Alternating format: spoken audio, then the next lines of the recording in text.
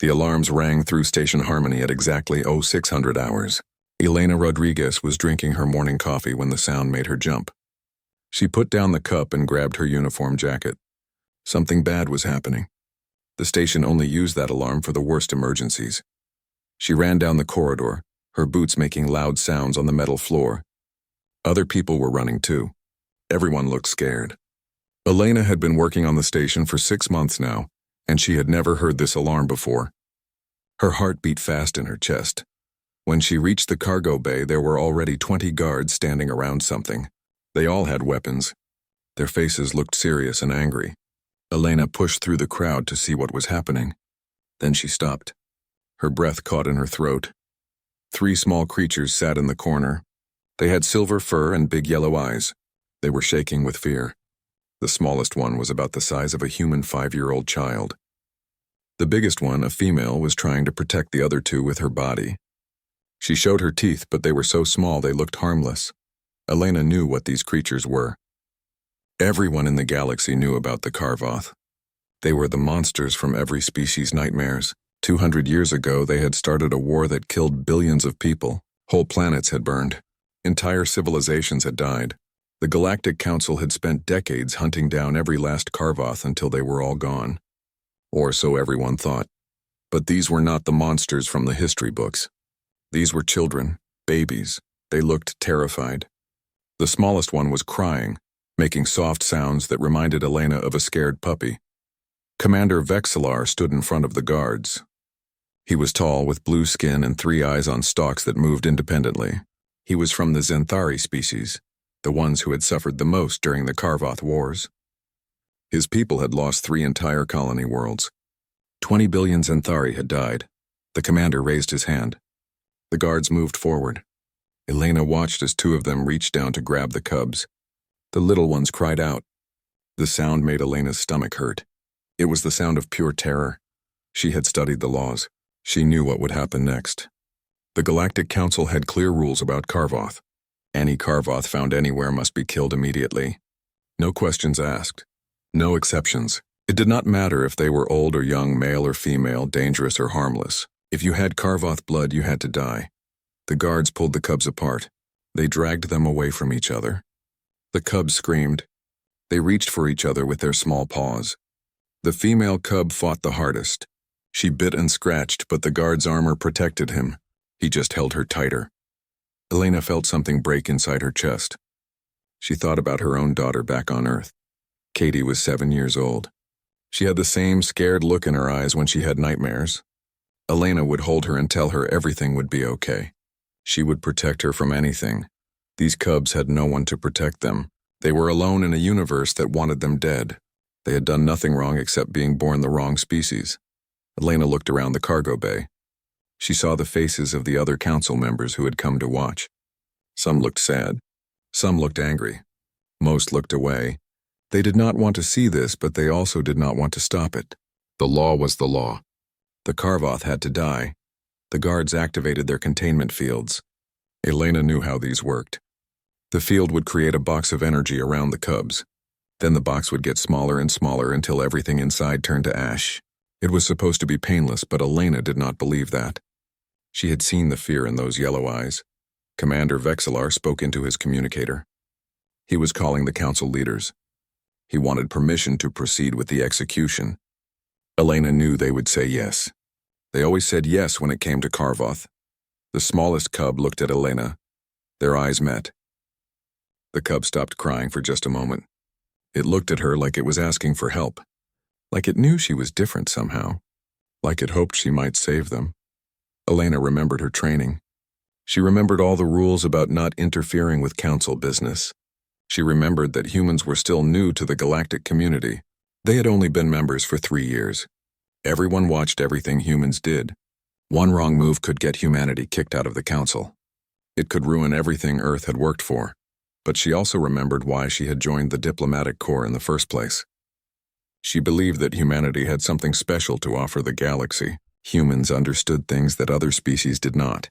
They understood mercy. They understood second chances. They understood that the past did not have to define the future. The guards lifted the cubs off the ground. The containment field generators hummed louder. In 30 seconds, it would be too late. In 30 seconds, 3 children would be dead. Elena thought about her daughter again. She thought about what Katie would say if she knew her mother had stood by and watched children die. Katie believed her mother was a hero. She believed Elena helped people and made the universe better. What kind of hero watches children die and does nothing? Elena took a deep breath. She knew what she had to do. She knew it would probably cost her everything. Her career, her position, maybe even humanity's place in the council. But she also knew she could not live with herself if she did nothing. She stepped forward. Her hand shot out and grabbed the nearest guard's arm. He was twice her size and much stronger, but she caught him by surprise. He stumbled. His grip on the cub loosened. The small creature fell and scrambled back to its siblings. Everything stopped. The humming of the containment fields, the movement of the guards, even the crying of the cubs. Everyone in the cargo bay turned to stare at Elena. Their faces showed shock, disbelief, anger. Commander Vexlar's 3 eyes all focused on her at once. His translator made his voice sound like grinding metal. "What are you doing, Captain Rodriguez? This is a council matter. You have no authority here. Step aside immediately." Elena moved to stand between the guards and the cubs. She could hear them breathing behind her. Fast, scared breaths. She could smell their fear. It smelled like every frightened animal she had ever tried to help back on Earth. Her voice came out stronger than she felt. "I do have authority, Commander. I am invoking Human Precedent 7 under the Provisional Membership Accords." The cargo bay erupted in noise. People started talking all at once. Some were shouting. Some were asking questions. Commander Vexlar held up his hand for silence, but it took a long time before everyone quieted down. Human Precedent 7 was a law that almost nobody remembered. When Earth had joined the Galactic Council, the human diplomats had insisted on adding it to the membership agreement. It said that humans, as a predator species themselves, had special knowledge about how predators think and behave. It said that before any predator species was killed, humans had the right to evaluate them first. No one had ever expected humans to actually use this law. It was supposed to be just words on paper, a way to make humans feel better about being predators in a council run by herbivores. But Elena was using it now. She was betting everything on words that had never been tested. The commander's translator crackled with what Elena recognized as barely controlled rage. "You cannot be serious, Captain. You know what these creatures are, what they did. Their species murdered billions. They destroyed worlds. They killed without mercy or remorse." Elena kept her voice calm. "That was their species, Commander, not these individuals. These are children. They were not even born when those wars happened. They have done nothing wrong." Behind her, the female cub made a soft sound. Elena felt something touch her leg. She looked down. The smallest cub had crawled forward and was holding onto her pants with its tiny claws. It looked up at her with those big yellow eyes. It did not understand what was happening. It only knew that this human was standing between it and the scary guards. Elena reached down slowly and put her hand on the cub's head. The fur was soft. The cub pressed against her hand like it was seeking comfort. Like any scared child would. She looked back at the commander. "They are just children," she said quietly, "and children deserve a chance to choose who they will become." The cargo bay filled with angry voices. Ambassadors from a dozen different species started appearing on holographic screens around the room. They had been watching the whole thing from their ships and stations. Now they all wanted to speak at once. Ambassador Krintal of the Zenthari appeared first. His hologram was huge, filling half the cargo bay. His face showed pure fury. Elena had met him before. He was old, even for a Zenthari. He had lived through the Karvoth Wars. He had watched his homeworld burn. "Captain Rodriguez, you have gone too far." The ambassador's voice was cold as ice. "You dare to protect these monsters. You know what they are capable of. My family died because of their kind. Millions of families died, and you want to save them." Elena felt the weight of his words. She understood his pain. She truly did. But she also knew that pain and revenge were not the same as justice. She took a breath and met his gaze through the hologram. "I am sorry for your loss, Ambassador. I know the Karvoth caused terrible suffering, but these cubs are not responsible for what their ancestors did. They are innocent." The ambassador's hologram flickered with his anger. Innocent. They will grow up to be killers. It is in their blood, in their nature. Predators cannot change what they are. Elena felt the smallest cub press closer to her leg. She looked down at it. The cub was still shaking, but it had stopped crying. It seemed to sense that she was protecting it. That gave her strength. Humans are predators too, Ambassador. We have killed billions of our own kind throughout our history. We had wars that nearly destroyed our entire planet. But we changed. We learned. We became better. Why can't they have the same chance? Another hologram appeared. This one showed Ambassador Talnira from the Viridian Collective. Her species looked like tall, thin birds with silver feathers. They were peaceful plant eaters who believed in careful thinking before any action. Captain Rodriguez makes an interesting point. The Viridian ambassador spoke slowly, choosing each word with care. Humans were once considered too dangerous for council membership. Many of us voted against allowing them to join, yet they have proven to be valuable members of our community. Perhaps we judge them too quickly based on their nature rather than their choices. Commander Vexlar stepped closer to Elena. His 3 eyes studied her face. Captain, even if some council members agree with you, what is your plan? These cubs will grow. They will become dangerous. Their instincts will take over. What happens then? Elena had thought about this on her way to the cargo bay. She knew this moment would come. She had to have an answer ready. Then let humans take responsibility for them. We will raise them. Teach them. Study them. We understand predator psychology better than any herbivore species. If they show signs of dangerous aggression, we will handle it. But give them a chance first. The cargo bay exploded with noise again. Half the ambassadors were shouting approval. The other half were shouting in protest. Elena watched as the political battle began. She knew this would take hours, maybe days. But at least the cubs were not being executed right now. That bought them time. While the ambassadors argued, Elena slowly knelt down beside the cubs. She moved carefully, not wanting to scare them more. The female cub watched her with suspicious eyes. She was still trying to protect her siblings. Still ready to fight even though she had no chance of winning. Elena spoke softly. Hey there, I am not going to hurt you. I promise. My name is Elena. The cub tilted her head. She probably could not understand the words, but she seemed to understand the tone. Elena kept her movements slow and predictable. She had worked with scared animals before. The key was patience. She extended her hand palm up. The female cub sniffed it. Her nose was cold and wet. After a long moment, she touched Elena's hand with her paw. Her claws were sharp, but she kept them sheathed. She was choosing not to hurt Elena. That was important. It meant she could control her predator instincts. The middle cub, a male, crept forward. He was braver than the smallest one, but more cautious than his sister. He looked at Elena with curiosity. His yellow eyes were intelligent. She could see him thinking, trying to figure out if she was safe. Elena smiled at him. It is okay. You can come closer if you want. The male cub took a step forward, then another. Finally, he was close enough to touch.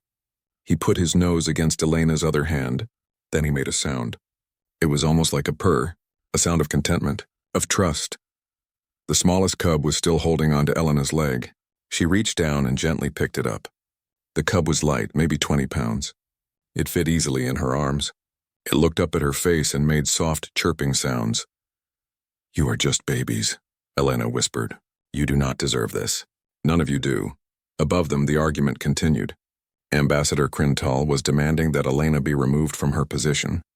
He said she had violated council law and endangered everyone by protecting the Karvoth. Other ambassadors defended her. They said she had followed proper procedure by invoking Human Precedent 7. A new voice joined the argument. It came from Admiral Chen, the head of Earth's Space Forces. His hologram showed a stern man with gray hair and sharp eyes. He looked at Elena with an expression she could not read. Captain Rodriguez has acted within her authority. The Admiral's voice was firm and clear. Human Precedent 7 is part of our membership agreement. She has every right to invoke it. However, I must stress that if Earth takes custody of these Karvoth, we accept full responsibility for their actions. Any harm they cause will be considered Earth's fault. Elena felt a chill run down her spine. The Admiral was supporting her, but he was also making sure everyone knew the stakes. If the cubs hurt anyone, Earth would pay the price.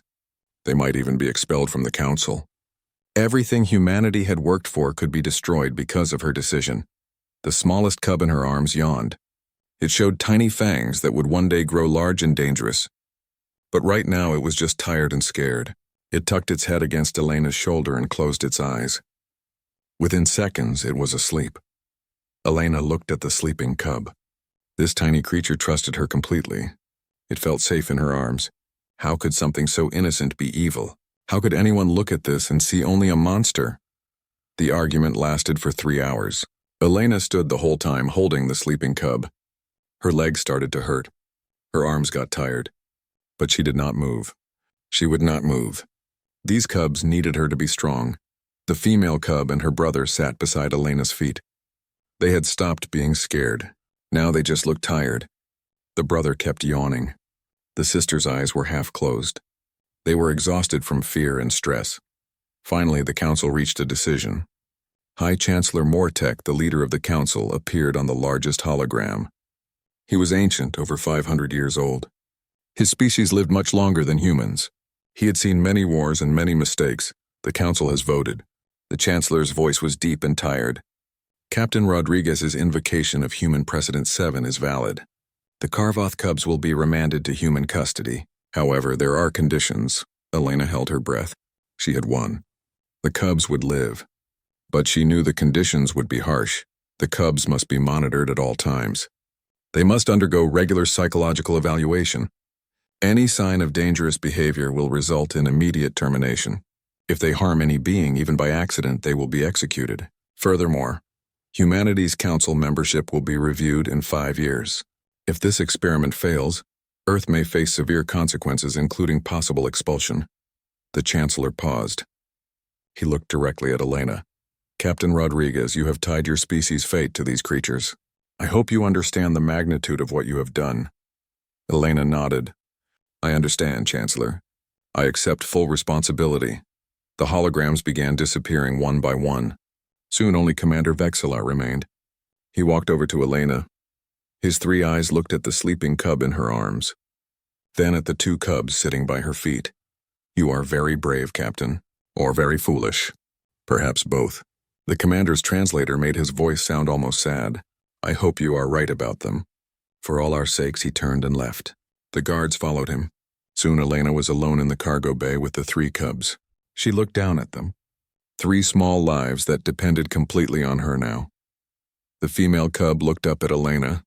For the first time, she seemed to relax. Her tail, which had been tucked tight against her body, started to wag slightly. It was a gesture of trust. Elena smiled. Okay, little ones.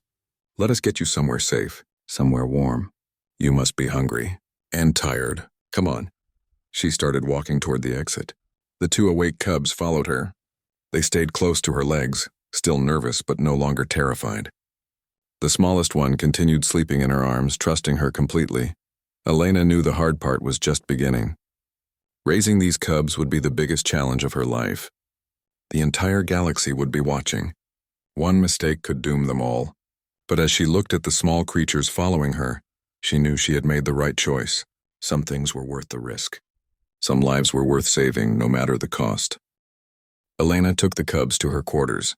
It was not a big space, just 2 rooms meant for 1 person, but it would have to work.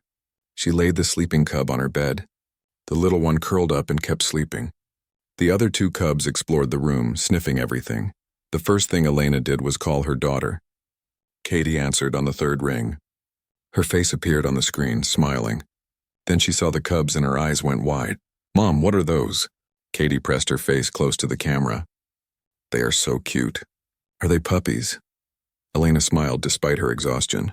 Something like that, sweetie. I am going to be taking care of them for a while. They need names. Do you want to help me name them? Katie clapped her hands. Yes.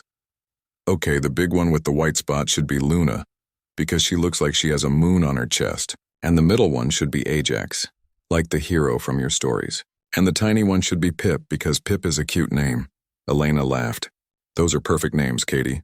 Luna, Ajax, and Pip. I think they will like them. After the call ended, Elena looked at the cubs. Luna was watching her carefully. Ajax had found one of Elena's shoes and was chewing on it. Pip was still asleep. They looked so normal. So innocent. It was hard to believe they were the most hated species in the galaxy. The first few days were difficult. The cubs were traumatized and confused. They did not know where they were or why. They did not understand what had happened to their parents. Luna kept watching the door like she expected someone to come save them. Ajax cried at night. Pip would not eat. Elena spent every moment with them. She took time off from her regular duties. The council had agreed to let her focus entirely on the cubs. After all, this was now her responsibility. If the cubs failed, it would be her fault. She started with basic things: food, water, safety. She got them bowls and blankets. She made them a nest in the corner where they could sleep together. Luna always slept in the middle with her brothers on either side. She was still trying to protect them. Elena researched everything she could find about Karvoth biology. There was not much information available. Most of it was from war records, descriptions of how to kill them efficiently. But she found a few scientific studies from before the wars. She learned what they ate, how they grew, what they needed to be healthy. The cubs were carnivores, but they could also eat plants. Elena made them meals with meat and vegetables. At first they only ate the meat, but slowly after watching Elena eat salads, they started trying the vegetables too. Ajax even seemed to like carrots. After a week, Pip finally started eating properly. He had been the most traumatized. He had nightmares every night. Elena would wake up to his crying and hold him until he fell back asleep. It reminded her of when Katie was a baby. The same need for comfort, the same trust that someone would be there. Luna was the hardest to reach. She did not trust easily. She watched Elena constantly, looking for any sign of danger. Elena understood. Luna had been trying to protect her brothers when the guards attacked. She had fought even though she had no chance. She was a fighter, a protector. Elena respected that. Elena started training them early. Simple things at first: sit, stay, come here. The cubs learned fast, much faster than she expected. They were intelligent. Ajax figured out how to open the door after watching Elena do it just twice. Luna learned her name after hearing it only once, but intelligence meant they could also learn bad things. Elena knew she had to be careful. Every lesson mattered. Every interaction shaped who they would become. One day, Ajax bit Pip during play. It was not a hard bite, just normal rough play between siblings. But Pip cried out. Elena immediately intervened. She separated them and knelt down to look Ajax in the eyes. No. She kept her voice firm but not angry. That hurt Pip. Look at him. He is crying because you bit him. You do not hurt your family. Do you understand? Ajax looked at his brother. Pip was holding his paw where Ajax had bitten him. Ajax's ears drooped. He walked over to Pip and nuzzled him. A clear apology. Then he licked Pip's hurt paw. Pip stopped crying and licked Ajax back. Elena watched them make up. Her heart felt warm. They were learning. They understood cause and effect. They understood that their actions had consequences. That was important. After 2 weeks, Elena started taking them outside her quarters. She wanted them to get used to other beings. The station had hundreds of different species living on it. The cubs needed to learn that not everyone was a threat. The first time they went into the corridor, all 3 cubs pressed against Elena's legs. Their ears were flat. Their tails were tucked. They were terrified. Every person who walked by made them flinch. Elena sat down on the floor with them. It is okay. Nobody here will hurt you. I promise. Look, that person over there is Dr. Fenn. He is very nice. He helped me when I was sick last month. Dr. Fenn was a Viridian, one of the bird-like species. He saw Elena and walked over. He moved slowly, keeping his movements gentle. He knelt down a few feet away from the cubs. Hello, little ones. I am Fenn. I have heard about you. You are very special. The doctor's voice was soft and kind. Would you like to meet me? Luna watched him suspiciously. Ajax hid behind Elena, but Pip, the smallest and somehow the bravest in this moment, took a step forward. He sniffed the air. Then he took another step, and another, until he was close enough to sniff the doctor's hand. Dr. Fenn did not move. He let Pip investigate at his own pace. After a long moment, Pip touched his nose to the doctor's palm. Then he made a happy chirping sound. Good job, Pip, Elena praised him. See, Luna, Ajax, Dr. Fenn is safe. He is our friend. Encouraged by their brother's bravery, the other 2 cubs crept forward. Soon all 3 were sniffing the doctor. He laughed softly. They are wonderful, Captain. You are doing an excellent job with them. But not everyone on the station was friendly.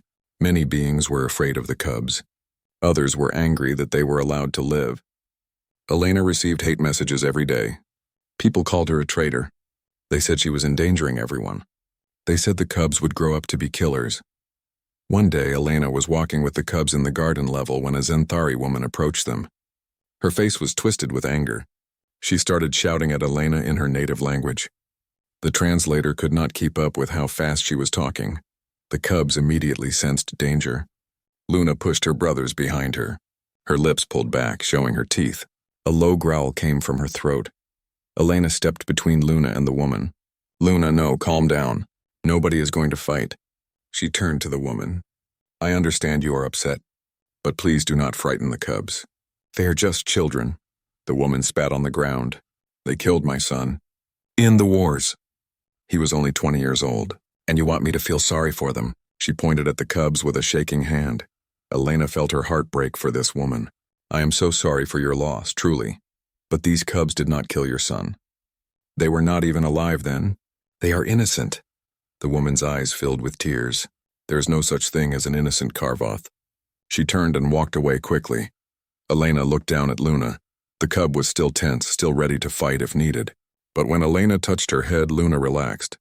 She had defended her family, but she had not attacked. She had controlled herself. "Good girl, Luna." Elena praised her. "You protected us without hurting anyone. That was exactly right.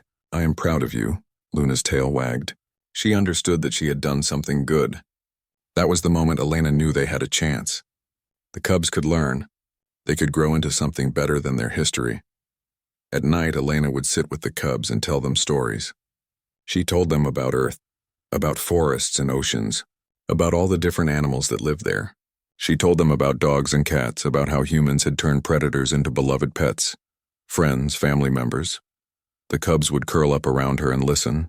Even though they probably did not understand most of the words, they understood the tone. They understood that Elena cared about them, that she was teaching them about a better way to live. 1 month after the cubs arrived, Elena filed her first official report to the council. She wrote about their progress, about how they were learning to control their instincts, about how they showed empathy and kindness, about how they were proving that Karvoth could be more than their violent past. She knew most council members would not believe her report. They would say she was biased, that she was seeing what she wanted to see. But Elena did not care. She knew the truth. She saw it every day in 3 pairs of yellow eyes that looked at her with love and trust. These cubs were not monsters. They were children, and Elena would do everything in her power to help them grow into good, kind beings, no matter how long it took, no matter what it cost her. 2 years passed. Luna, Ajax, and Pip grew from small cubs into young adolescents. They were now the size of adult humans, though they still had growing to do. Their silver fur had become thicker and more beautiful. Their yellow eyes had become sharper and more intelligent. Elena had moved them to Earth after the first year. The council agreed it was better for them to live on a planet, rather than a space station. Earth had wide open spaces where the cubs could run and play. They had forests to explore and fields to practice their hunting skills on small animals. They lived in a special facility in Montana, far from major cities. The facility had been built specifically for them.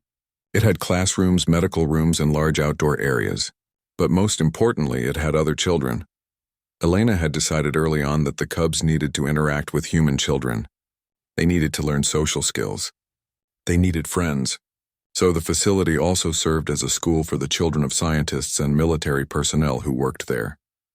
At first, the human parents were terrified. They did not want their children near the Karvoth. But Elena promised them that safety was the top priority. The cubs were monitored constantly. Guards were always present. Any sign of aggression would be dealt with immediately. The first day of school was difficult. 20 human children sat in one classroom. Luna, Ajax, and Pip sat in another classroom with just Elena and 2 teachers.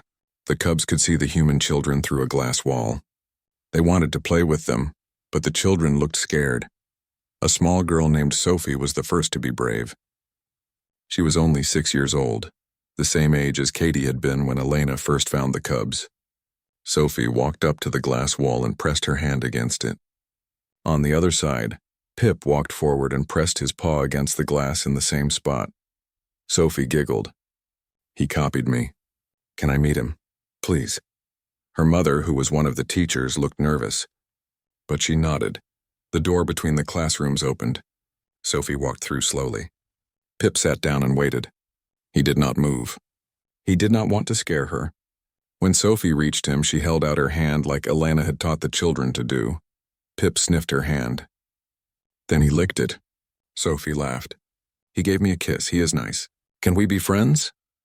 Pip made a happy chirping sound and wagged his tail. He liked Sophie. She was not afraid of him. She treated him like a normal person, like a friend. After that, more children became brave. Within a month, all 20 children were playing with the cubs every day. They played chase in the yard. They did art projects together. They ate lunch at the same tables. Luna became best friends with a boy named Marcus. Marcus was 10 years old and loved science. Luna loved learning about everything. They would spend hours in the library reading books together. Marcus would read out loud and Luna would listen carefully. She learned to recognize written words by watching him. Ajax became friends with twin brothers named Carl and Danny. They loved building things. Ajax's sharp claws were perfect for precise work. The three of them built model rockets and bridges and all sorts of projects. Ajax learned math by helping them measure and calculate, but it was not always easy. There were problems, moments when things went wrong. One day, a boy named Jack pushed Sophie down on the playground. Sophie started crying. Before anyone could react, Pip was there. He stood between Jack and Sophie. His lips pulled back, showing his fangs. A deep growl came from his chest. Jack froze in terror. The teachers rushed forward. Elena got there first. She put her hand on Pip's shoulder. Pip, look at me. Right now. Pip turned his head to look at Elena. His lips were still pulled back. His body was tense with anger. He wanted to hurt Jack for hurting Sophie. Elena kept her voice calm but firm. I know you are angry. Jack was wrong to push Sophie. But you cannot threaten him. You cannot growl and show your teeth. That is not how we solve problems. Do you understand? Pip's ears drooped. Slowly, his lips covered his fangs. The growl stopped. He looked down at the ground. He knew he had done something wrong.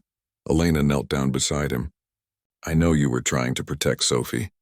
That shows you care about her. But you scared Jack. Look at him. See how frightened he is. Pip looked at Jack. The boy was pale and shaking. Pip's tail tucked between his legs. He had not meant to be so scary. He had just wanted Sophie to be safe. Elena helped Sophie stand up. Then she brought Jack closer. Jack, you should not have pushed Sophie. That was wrong. You need to apologize. And Pip, you should not have growled at Jack. You need to apologize too. Can you both do that? Jack looked at Sophie with tears in his eyes. I am sorry, Sophie. I was mad because you took my toy. But I should not have pushed you. Sophie nodded. It is okay. I am sorry I took your toy without asking. Then Pip walked over to Jack. He bowed his head and made a soft whining sound. It was the Karvoth way of apologizing. Jack understood. He reached out slowly and patted Pip's head. It is okay. You were just trying to help Sophie. But you really scared me. Pip licked Jack's hand. A promise to be more careful. Jack smiled nervously. Your tongue is really rough. Everyone laughed. The tension broke. But Elena knew this was a critical moment. Pip had shown aggression. He had threatened someone. The council monitors would see this on the cameras. They would write reports. They would question whether the cubs were really safe. That night, Elena sat with all three cubs. We need to talk about what happened today. Pip, I know you were trying to protect Sophie. Your instincts told you to defend her. But you cannot let your instincts control you. You have to think before you act. Pip looked miserable. His ears were flat against his head. Luna and Ajax sat close to him, trying to comfort their brother. Elena continued speaking. You are growing up. You are getting bigger and stronger. When you were small cubs, if you growled, it was cute. But now you are big enough to really hurt someone. People are afraid of you because of what your species did in the past. You have to work extra hard to show them you are different. Do you understand? All three cubs nodded. They understood. They were not like other children. They had to be better. They had to prove themselves every single day. Luna spoke for the first time. She had learned to make sounds that humans could understand, a kind of broken speech. We try, be good. Not monsters. Elena felt tears in her eyes. She hugged all three of them. You are not monsters. You are wonderful. You are kind and smart and brave. You just have to remember to control yourselves. Can you do that for me? They all nodded again. Ajax nuzzled Elena's cheek. Pip licked her hand. Luna put her head on Elena's shoulder. They loved her. She had saved them. She had given them a chance at life. They would do anything for her. The council sent investigators after the playground incident. They watched footage of everything. They interviewed the children and teachers. They examined Pip carefully, looking for signs of dangerous instincts. Elena was terrified they would take the cubs away. She barely slept for a week while waiting for their decision. Finally, the report came back. The investigators concluded that Pip had shown protective instincts, not predatory ones. He had not attacked Jack. He had only threatened him to make him stop. When Elena intervened, Pip had immediately obeyed. He had controlled himself. That showed progress. The cubs were allowed to continue their education. But Elena knew they were on thin ice. One real incident, one actual attack, and everything would be over. She increased their training. She brought in psychologists who specialized in aggression management. She taught the cubs meditation techniques to help them stay calm. She gave them more exercise to burn off excess energy. She did everything possible to help them succeed. And slowly, it worked. The cubs learned to manage their instincts. Luna learned to channel her protective nature into caring for others. She wanted to be a doctor. She wanted to heal people instead of hurting them. Ajax learned to focus his predatory precision on building and engineering. He could work for hours on tiny mechanical parts, his claws perfect for delicate assembly. Pip discovered music. He had an incredible sense of rhythm and pitch.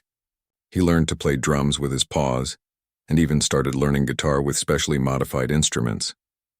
Music helped him express his emotions without words. The children at the school accepted them completely. Sophie told her mother that Pip was her best friend in the whole world. Marcus said Luna was the smartest person he knew. Carl and Danny said Ajax was like their third brother, but Elena knew the real test was still coming. In 3 years, the council would review the program. They would decide if the experiment had succeeded or failed, if the cubs would be allowed to live as full members of galactic society, or if they would be terminated. Everything depended on the next 3 years. Everything depended on 3 young Karvoth proving that their species deserved a second chance. 5 years after Elena saved them, Luna, Ajax, and Pip stood in front of the Galactic Council. They were fully grown now, powerful and magnificent. Luna stood 7 feet tall with silver fur that shimmered in the light. Ajax was slightly smaller but more muscular. Pip was the smallest, but his yellow eyes were the brightest and most intelligent. The council chamber was enormous. Hundreds of ambassadors from across the galaxy watched through holograms. The 3 Karvoth stood calmly despite all the eyes on them. Elena stood beside them, her hand resting on Luna's shoulder. High Chancellor Mortek spoke first. 5 years ago, Captain Rodriguez invoked Human Precedent 7 to save these 3 Karvoth from execution. Today we gathered to determine if that decision was wise. We will hear testimony from various witnesses. Then the council will vote on whether these Karvoth should be granted full personhood status and allowed to live freely in galactic society. The first witness was Dr. Fenn, the Viridian physician who had been one of the first to befriend the cubs. I have monitored Luna, Ajax, and Pip for 5 years. I have seen them grow from frightened children into remarkable young adults. Luna has studied medicine under my guidance. She has shown exceptional skill and, more importantly, exceptional compassion. She wants to heal, not harm. The next witness was Professor Chen, a human engineer. Ajax has been my student for 3 years. His technical abilities are extraordinary, but what impresses me most is his patience. Engineering requires careful, precise work. Ajax can spend hours on a single component, making sure it is perfect. This is not the behavior of a mindless predator. This is the behavior of a dedicated craftsman. Then came testimony from Sophie, now 11 years old. She walked to the center of the chamber, looking small and nervous. But when she spoke, her voice was strong. Pip is my best friend. He has been since I was 6. He has never hurt me. He has never hurt anyone. Once, when I fell and broke my arm, Pip stayed with me the whole time. He was so worried about me. How can anyone say he is a monster when he cares so much about his friends? Sophie's mother also testified. 5 years ago I was terrified of these Karvoth. I did not want them near my daughter. But Captain Rodriguez convinced me to give them a chance. I am grateful she did. Pip has been a wonderful friend to Sophie. He has taught her about kindness and loyalty. My daughter is a better person because she knows him, but not all testimony was positive. Ambassador Crintal spoke next. His hologram filled the chamber. His face still showed the same anger and pain from 5 years ago. I have watched these Karvoth carefully. Yes, they have behaved well under human supervision, but what happens when that supervision ends? What happens when their instincts take over? Can we really trust them?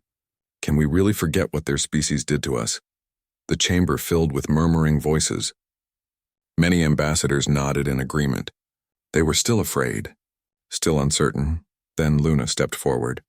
She had been learning to speak for years. Her voice was deep and slightly rough, but understandable. "May I speak?" The Chancellor looked surprised. A Karvoth had never addressed the council before. But after a moment he nodded. "You may speak." Luna took a deep breath. "I know you are afraid of us. I understand why. My species did terrible things. They killed billions. They destroyed worlds. If I had lived during those times, I might have done the same. That is what frightens me most." The chamber went silent. Everyone was listening, Luna continued. "But I did not live then. I live now. Captain Rodriguez saved us when we were cubs. She taught us that we have choices. We can choose to be violent or we can choose to be kind. We can choose to destroy or we can choose to build. Every day my brothers and I make those choices." Ajax stepped forward to stand beside his sister. "We are not asking you to forget what our species did. We will never forget. That history is part of who we are. But we are asking you to let us be different, to let us prove that Karvoth can change." Pip joined his siblings. He spoke in his softer voice. "You could kill us today. It would be easy. It would be safe. But it would also mean giving up on the idea that anyone can change, that anyone can be better than their ancestors. Is that really the message you want to send?" The 3 Karvoth stood together, united. They looked so strong and powerful, but also so young and hopeful. Elena felt pride swell in her chest. They had come so far. They had grown into exactly the kind of beings she had hoped they could become. Ambassador Crintal's hologram flickered. He was silent for a long moment. Then he spoke, his voice quieter than before. "I lost my son in the Karvoth Wars. For 200 years I have carried that pain. That anger. When I first saw these cubs 5 years ago, I wanted them dead. I wanted revenge." He paused. His eyes seemed to glisten with emotion. "But revenge will not bring my son back. Killing these 3 young Karvoth will not change the past, and perhaps, just perhaps, letting them live might change the future. My son believed in justice, not vengeance. He would want me to give them a chance." The chamber erupted in shocked whispers. The ambassador who had been their strongest opponent was now supporting them. High Chancellor Mortek raised his hand for silence. "It is time to vote. All in favor of granting Luna, Ajax, and Pip full personhood status and allowing them to live freely in galactic society? Indicate now." Lights began appearing across the chamber. Each light represented a vote. Elena held her breath. She squeezed Luna's paw. The cubs stood perfectly still, waiting for their fate to be decided. More and more lights appeared. Green lights for yes, red lights for no. The voting seemed to take forever. Elena watched the counter, her heart pounding. They needed a 2/3 majority. Anything less and the cubs would be executed. Finally, the voting ended. The Chancellor looked at the results. His ancient face showed no emotion. "The vote is counted. In favor, 68%. Opposed, 32%. The motion passes. Luna, Ajax, and Pip are hereby granted full personhood status." The chamber exploded in noise. Some ambassadors cheered. Others shouted in protest. But the decision was made. The cubs were free. Elena felt tears streaming down her face. She hugged all 3 Karvoth at once. They were crying too, making soft whimpering sounds of joy and relief. 5 years of work, 5 years of fear and hope, and they had won. After the vote, many ambassadors came to meet the Karvoth personally. They wanted to see these remarkable beings up close. They wanted to shake their paws and congratulate them. Even some who had voted against them admitted that they were impressed. But the most important moment came when Ambassador Crintal approached. He stood before Luna, Ajax, and Pip. For a long moment, no one spoke. The air was thick with unspoken history. with pain and loss and grief. Then the ambassador held out his hand in the human gesture of greeting. I was wrong about you. You are not your species' past. You are its future. And perhaps in time you can help heal the wounds that past created. Luna took his hand gently in her paw. She was careful not to hurt him with her claws. We will try, Ambassador. We will spend our lives trying to make up for what our ancestors did. We promise, the ambassador nodded. Then he did something that shocked everyone. He embraced Luna. A Xanthari whose people had suffered more than any other was hugging a Karvoth. It was a moment that would be remembered throughout galactic history. In the weeks that followed, the news spread across the galaxy. The Karvoth 3, as they became known, were celebrities. Their story inspired millions. Other predator species that had been marginalized began to have hope. Maybe they too could find acceptance. Luna entered medical school. She wanted to become a doctor who could work with any species. She wanted to prove that Karvoth claws, once used for killing, could now be used for healing. Ajax joined an engineering firm. He worked on designing new spacecraft and stations. His precise work and creative thinking made him valuable. His bosses said he was the best engineer they had ever hired. Pip became a musician. He traveled the galaxy performing concerts. His music was beautiful and moving. People said that hearing a Karvoth create such lovely sounds gave them hope for peace. But they always came home to Earth, to the facility in Montana where they had grown up, to Elena, who they still called Mother even though they were adults now. One evening, 5 years after the council vote, they all sat together on the porch watching the sunset. Katie was there too. She was 17 now, about to go to college. She sat between Luna and Ajax, comfortable with the huge predators who had been part of her life for so long. Elena looked at her family. Her human daughter and her 3 Karvoth children.